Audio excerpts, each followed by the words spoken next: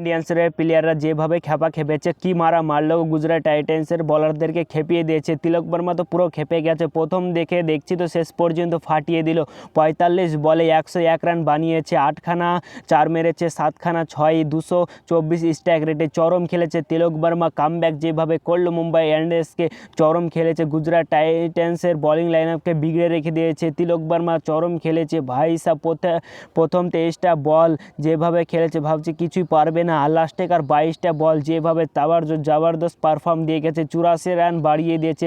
লাস্টে চরম খেলেছে ভাই তিলক বর্মা, ফাটিয়ে দিয়েছে।